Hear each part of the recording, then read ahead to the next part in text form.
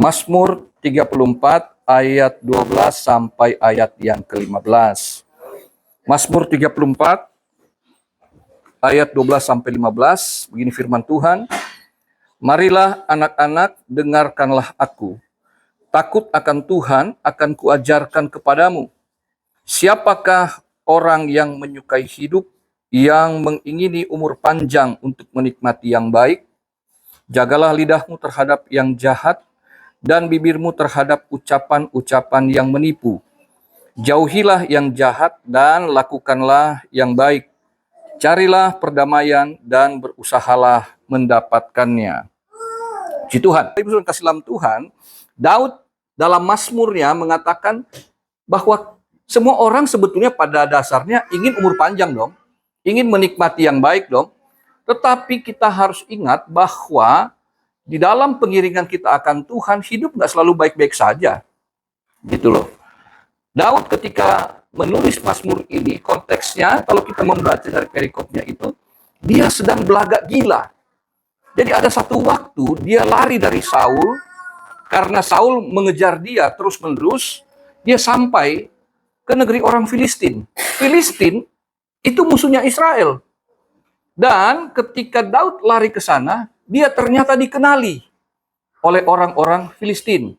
Kenapa? Karena peristiwa besar ketika Daud mengalahkan Goliat itu tidak pernah dilupakan orang Filistin. Kekalahan yang paling besar dan paling memalukan bagi orang Filistin. Tapi anehnya zaman itu belum ada sosmed, belum ada foto-foto, tapi Daud bisa dikenali. Gitu. Ya. Puji Tuhan, apalagi muka Tante Els kalau muncul di FB, orang pasti kenal sedunia. Haleluya. Nah, dia belagak gila. Kenapa? Karena mereka bilang, itu Daud yang bunuh Goliat.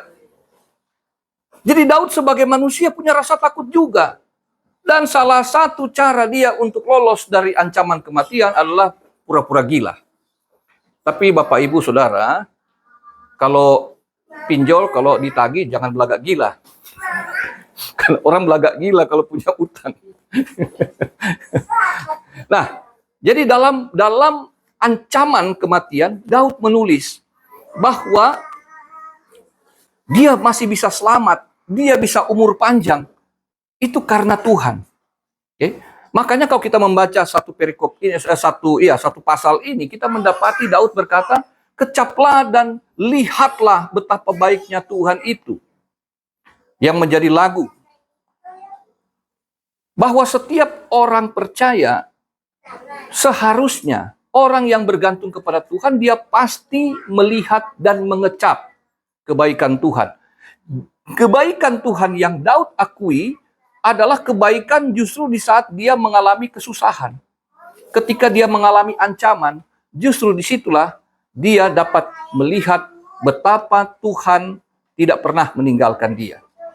Umur boleh bertambah tua, tapi pengakuan Tante Els tadi adalah umur bukanlah batasan untuk tetap setia dan melayani Tuhan. Karena kelepasan Daud dari ancaman kematian itu ancaman kematian fisik.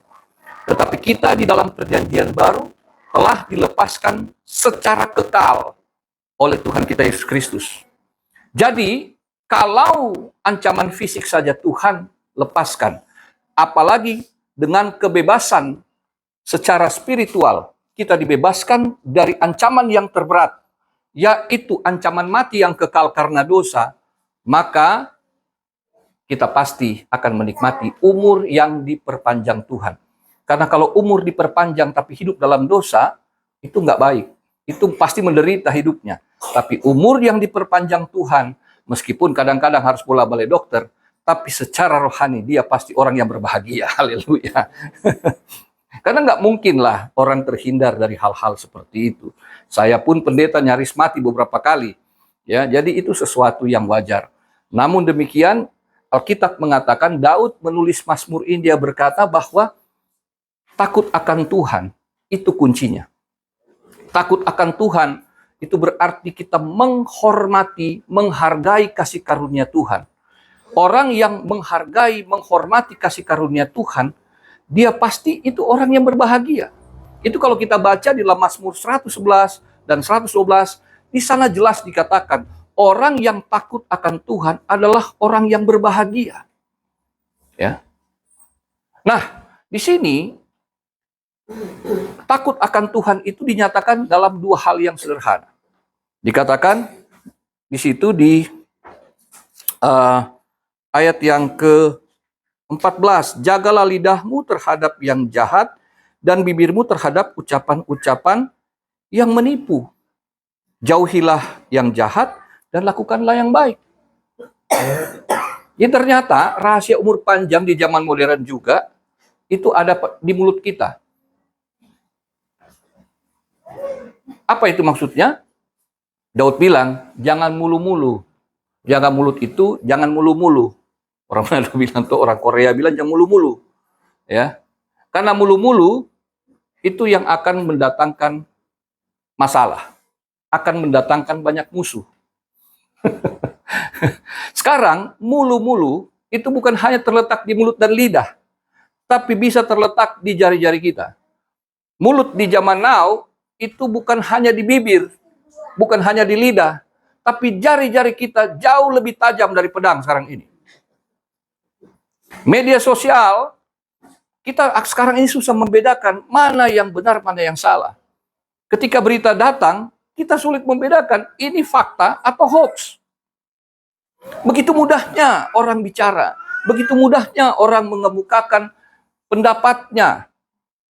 Pendapat kalau memuji baik yang berupa pengakuan ataupun satu penghargaan. Tapi ini kebanyakan sekarang ini, kalau dibaca itu perkataan-perkataan yang sangat menyakitkan. Penghinaan, penghujatan, fitnah, dan segala macam. Bahkan saya membuat konten firman Tuhan, renungan firman, yang komen itu maki-maki saya, goblok-goblokin saya. Saya bilang, apa masalah saya dengan orang itu? Seperti itu. Begitu mudahnya. Jadi meskipun kita orang beriman yang takut Tuhan, setia melayani, belum tentu kita akan mendapatkan feedback yang baik dari orang lain. Ya. Tapi yang jelas, kita takut akan Tuhan, mulu-mulu boleh, tapi mulu-mulu yang dimaksud kalau kita membaca dari ayat-ayat sebelumnya, yaitu pujilah Tuhan, muliakan Tuhan. Dalam kesatuan. Apa itu? Mari kita muji Tuhan bersama-sama dengan aku, kata Daud. Itu artinya Daud mengajak kita boleh mulu-mulu, tapi dalam peribadatan, yaitu memuji, memuliakan Tuhan. Mulut kita dipakai untuk bersaksi, mulut kita untuk menyatakan, membaca firman Tuhan. Ya, itu sederhana sekali, tapi seringkali sulit dilakukan. Ya, jadi mari kita jaga mulut kita supaya mulut ini betul-betul dipakai untuk memuliakan Tuhan, untuk memuji dan menghormati orang lain. Ya. Kenapa? Karena di ayat itu kan dikatakan di ayat 15 itu, jauhilah yang jahat dan lakukanlah yang baik. Yang satu bentuknya negatif, yang satu bentuknya positif. Jauhi yang jahat, lakukan yang baik. Artinya ketika kita menolak yang jahat, tapi kita harus melakukan yang baik. Yang satu tidak boleh dilakukan, yang satu harus dilakukan. Jangan menipu, berarti kita harus jujur. Jangan pelit, berarti kita harus murah hati. Jangan jangan suka marah-marah, berarti kebalikannya ya kita harus mengatakan yang baik-baik, yang bagus, yang menyejukkan hati. Seperti itu dan seterusnya, ya. Jadi yang satu kita harus cegah atau tolak, yang satunya harus kita lakukan. Mari kita hidup dalam kebaikan-kebaikan seperti ini. Lalu apa dikatakan di sana?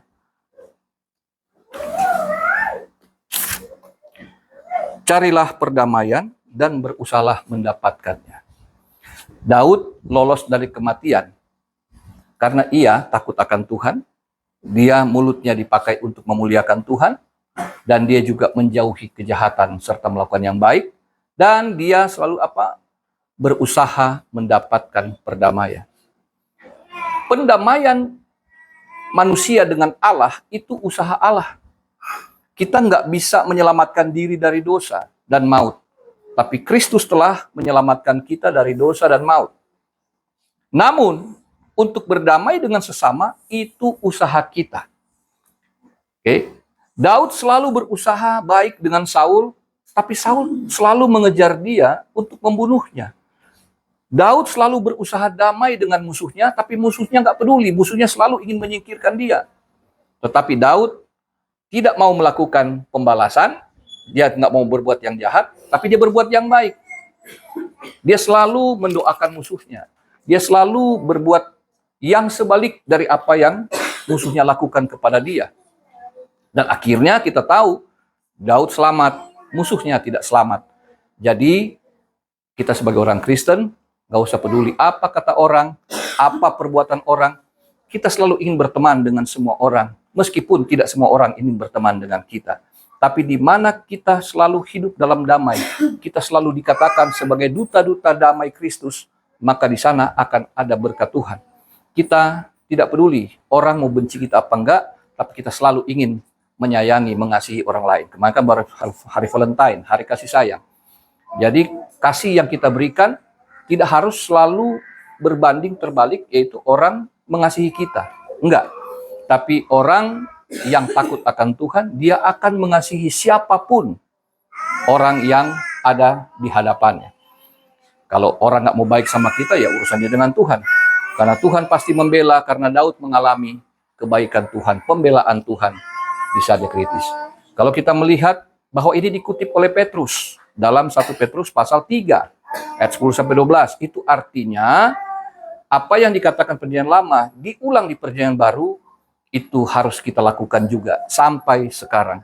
Dengan demikian, saudara yang kasih dalam Tuhan, ketika Daud lolos dari ancaman maut, dia melakukan yang baik, dia mempergunakan mulutnya dengan benar.